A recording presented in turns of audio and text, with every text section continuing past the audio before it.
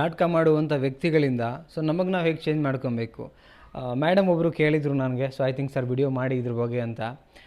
ಈಗ ರಿಲೇಷನ್ಶಿಪ್ಪಲ್ಲಿ ಒಳ್ಳೆಯವ್ರು ಅಂದ್ಕೊಂಡಿರ್ತೀವಿ, ಬಟ್ ಅವರು ನಾಟಕ ಮಾಡ್ತಿದ್ದಾರೆ ಅಂತ ಗೊತ್ತಾದರೆ ನಮಗೆ ನಾವು ಹೇಗೆ ಬದಲಾವಣೆ ಮಾಡ್ಕೊಬೇಕು, ನಮಗೆ ನಾವು ಹೇಗೆ ತಿದ್ಕೊಬೇಕು, ಇದು ಮುಖ್ಯ ಇದೆ ಆ್ಯಕ್ಚುಲಿ. ಸೊ ಏನು ಅಂತ ನೋಡೋದಕ್ಕಿಂತ ಮುಂಚೆ ಫಸ್ಟ್ ಟೈಮ್ ನಮ್ಮ ಚಾನಲ್ ನೋಡ್ತಾ ಇದ್ದರೆ ಸಬ್ಸ್ಕ್ರೈಬ್ ಮಾಡಿ, ಸಪೋರ್ಟ್ ಮಾಡಿ. ಆದಷ್ಟು ಬೇಗ 45K ಕಂಪ್ಲೀಟ್ ಆಗ್ತಿದೆ, 50 ಆಗಲಿ. ಓಕೆ. ಆ್ಯಂಡ್ ಕೌನ್ಸಿಲಿಂಗ್ ಬೇಕಾ, ಕಾಂಟ್ಯಾಕ್ಟ್ ಮಾಡಿ. ಸ್ಕ್ರೀನ್ ಮೇಲೆ ನಂಬರ್ ಹಾಕಿರ್ತೀನಿ. ಆ್ಯಂಡ್ ವಿಡಿಯೋ ಕೊನೆ ತನಕ ನೋಡ್ತಾ ಬನ್ನಿ. ಫಸ್ಟ್ ಪಾಯಿಂಟ್ ನೋಡಿ, ನಮಗೆ ನಾವು ಚೇಂಜ್ ಮಾಡ್ಕೋಬೇಕಂದ್ರೆ ನೋಡಿ, ಯಾವ ವ್ಯಕ್ತಿ ನಿಮಗೆ ನಾಟಕ ಅನ್ನಿಸ್ತಾರಲ್ಲ ಅವರ ವಿಚಾರದಲ್ಲಿ ನಾನು ಹೇಳೋದು ನಿಮ್ಗೆ ಏನಂತ ಹೇಳಿದ್ರೆ ಇನ್ವಾಲ್ವ್ಮೆಂಟ್ ತುಂಬ ಕಡಿಮೆ ಆಗ್ತಾ ಬನ್ನಿ. ಯಾವಾಗ ನಿಮಗೆ ರಿಯಲೈಸೇಷನ್ ಬರುತ್ತಲ್ಲ ಸತ್ಯ ಅಂತ. ಎಕ್ಸಾಂಪಲ್ ಹೇಳ್ತೀನಿ ಕೇಳಿ. ನಾವೇನೋ ಬಿತ್ತನೆ ಮಾಡಿರ್ತೀವಿ ಅಂದ್ಕೊಳ್ಳಿ, ರಾಗಿನೋ ಭತ್ತನೋ ಜೋಳನೋ ಏನೋ ಬಿತ್ತನೆ ಮಾಡಿರ್ತೀವಿ ಅಂದ್ಕೊಳ್ಳೋಣ.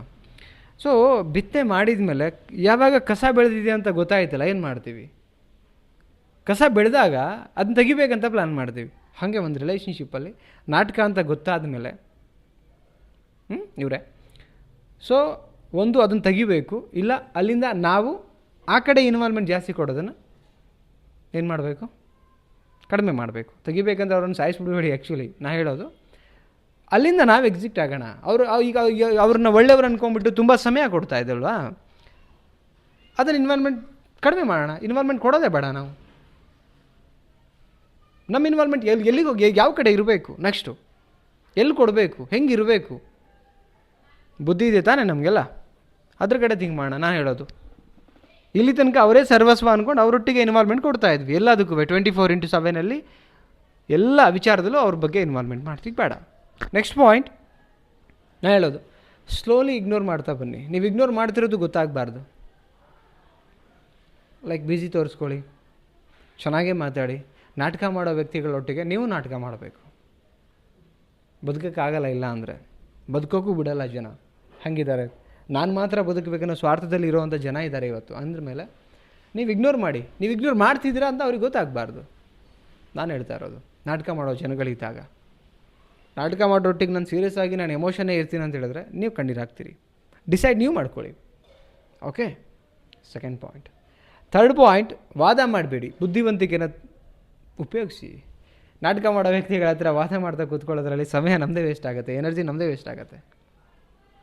ಯಾವಾಗಿದು ವಾದ ಮಾಡೋದ್ರಿಂದ. ನಾನು ಹೇಳ್ತೆ ವಾದ ಮಾಡೋದು ಬೇಡ, ತಲೆ ಕೆಲಸ ಕೊಡಿ. ಈಗ ಅವ್ರಿಗೆ ಹೇಳಿದ್ರು ಕೂಡ ಆ ವ್ಯಕ್ತಿ ಏನು ಮಾಡ್ತಾರೆ ಹೇಳಿ ನೋಡೋಣ, ವಾದ ಮಾಡಿ ನಮ್ಮ ಬಾಯಿ ಬಂದು ಮಾಡಿಸ್ತಾರೆ. ಅದು ಬೇಕಾ? 1 ಗಂಟೆ ಸಮಯ ವೇಸ್ಟ್ ಮಾಡೋದು ಬೇಕಾ? ಎನರ್ಜಿ ವೇಸ್ಟ್ ಮಾಡ್ಕೊಳ್ಳೋದು ಬೇಕಾ? ಮಾನಸಿಕ ನೆಮ್ಮದಿ ಹಾಳು ಮಾಡ್ಕೊಳ್ಳೋದು ಬೇಕಾ? ಬೇಡ. ವಾದ ಮಾಡ್ತಾನೆ, ಗೊತ್ತು ತಾನೇ, ಬುದ್ಧಿವಂತರಾಗಿ. ವಾದ ಮಾಡೋದಕ್ಕಿಂತ ಮೌನಂ ಸಮ್ಮತಿ ಲಕ್ಷಣಂ. ಮೌನವಾಗಿರೋಣ, ಎಲ್ಲಿ ಮಾತಾಡಬೇಕಲ್ಲಿ ಮಾತಾಡೋಣ, ಎಷ್ಟು ಮಾತಾಡಬೇಕಲ್ವ ಅಷ್ಟು ಮಾತಾಡೋಣ. ನಮ್ಮ ಮಾನಸಿಕ ಆರೋಗ್ಯ ಚೆನ್ನಾಗಿರಬೇಕು. ಇದನ್ನು ನೀವು ಅಂದ್ಕೊಬೇಕು. ನಿಮ್ಮದು ಯೋಚನೆ, ಬದುಕು ನಿಮ್ಮದು, ನೆಮ್ಮದಿ ನಿಮ್ಮದು, ಯೋಚನೆನೂ ನಿಮ್ಮದೇ, ಡಿಸಿಷನು ನಿಮ್ಮದೇ. ಅದನ್ನು ನೀವು ಅದ್ರ ಕಡೆ ಫೋಕಸ್ ಮಾಡಿ ಹೇಳ್ತಿರೋದು ನಾನು. ಓಕೆ. ನೆಕ್ಸ್ಟ್ ಪಾಯಿಂಟ್, ನಿಮ್ಮ ಸಮಯ ನೆಮ್ಮದಿಗೋಸ್ಕರ ಇನ್ವೆಸ್ಟ್ ಮಾಡಿ. ನಿಮ್ಮ ನೆಮ್ಮದಿ ಎಲ್ಲಿದೆಯಲ್ಲ, ನಿಮ್ಮ ಆರೋಗ್ಯ, ನಿಮ್ಮ ಬ್ಯೂಟಿ, ನಿಮ್ಮ ಸಕ್ಸಸ್, ನಿಮ್ಮ ನೆಮ್ಮದಿ, ನಿಮ್ಮ ಖುಷಿ, ಅಲ್ಲಿ ಇನ್ವೆಸ್ಟ್ ಮಾಡಿ. ಹೋಗೋ ಸಮಯ ಮತ್ತೆಂದು ನಿಮ್ಮ ಲೈಫಲ್ಲಿ ರಿಟರ್ನ್ ಬರೋಕ್ಕೆ ಸಾಧ್ಯನೇ ಇಲ್ಲ. ಕರೆಕ್ಟ್? ಗೊತ್ತಿಲ್ದಿರ ಹೋಗ್ತಾ ಹೋಗ್ತಾ ಹೋಗ್ತಾ ಇಷ್ಟು ಬೇಗ ವಯಸ್ಸಾಗೋಯ್ತಾ ಅಂತ ನಾವೇ ಅನ್ಕೊಬೇಕಾಗತ್ತೆ. ಬಿಕಾಸ್ ಸಮಯ ಯಾರಿಗೋಸ್ಕರ ವೆಯ್ಟ್ ಮಾಡಲ್ಲ. ವೆಯ್ಟ್ ಮಾಡದೇ ಇರೋ ಸಮಯಕ್ಕೋಸ್ಕರ ನಾವು ಇನ್ನೊಬ್ಬರಿಗೆ ಯೋಚನೆ ಮಾಡ್ತಾ, ಟೈಮ್ ಇನ್ವೆಸ್ಟ್ ಮಾಡ್ತಾ, ಅವರೊಟ್ಟಿಗೆ ಸರ್ವಸ್ವ ಅಂದ್ಕೊಂಡು ಕಣ್ಮುಂದೆ ಸತ್ಯ ಗೊತ್ತಿದ್ರೂ ಹಾಗೆ ಬದುಕ್ತೀವಿ. ಅದರ ದಡ್ರು ಆಗಿಬಿಡ್ತೀವಿ ನಾವು. ಓಕೆ. ಸೊ ಈ 4 ವಿಚಾರ ಏನು ಹೇಳಿದ್ದೀನಲ್ಲ, ಇದನ್ನು ಫಾಲೋ ಮಾಡಿ. ಐ ಹೋಪ್ ಮೇಡಮ್ ನಿಮಗೆ ಆನ್ಸರ್ ಸಿಕ್ಕಿದೆ ಅಂದ್ಕೊಂಡಿದ್ದೀನಿ. ಸೊ ಸೆಕೆಂಡ್ ಟೈಮ್ಗೆ ನೀವು ಕಮೆಂಟ್ ಮಾಡಿದ್ರಿ. ಮತ್ತು ಯಾರಿಗೆ ಎಲ್ಲ ನಿಮಗೆ ಈ ಕಾನ್ಸೆಪ್ಟ್ ಮೇಲೆ ವಿಡಿಯೋ ಬೇಕು ಒಂದ್ಸರಿ ನೀವು ಕಮೆಂಟ್ ಮಾಡಿ ತಿಳಿಸಿ. ಯಾವ ಪಾಯಿಂಟ್ ಇಷ್ಟ ಆಯಿತು ಅದನ್ನು ಕಮೆಂಟ್ ಮಾಡಿ. ಆ್ಯಂಡ್ ಇಷ್ಟ ಆದರೆ ಲೈಕ್ ಮಾಡಿ, ಎಲ್ರಿಗೂ ಶೇರ್ ಮಾಡಿ, ಸಬ್ಸ್ಕ್ರೈಬ್ ಮಾಡಿ. ಕೌನ್ಸಿಲಿಂಗ್ ಬೇಕಾ, ನನ್ನ ಜೊತೆ ಮಾತಾಡಬೇಕಾ? ಸೊ ನಂಬರ್ ಕೊಟ್ಟಿರ್ತೀನಿ, ಮಾತಾಡಿ. ಬಟ್ ಚಾರ್ಜಸ್ ಇರುತ್ತೆ. Okay. Thank you so much. ಮತ್ತೊಂದು ಟಾಪಿಕಲ್ಲಿ ಸಿಗೋಣ. ಬಾಯ್.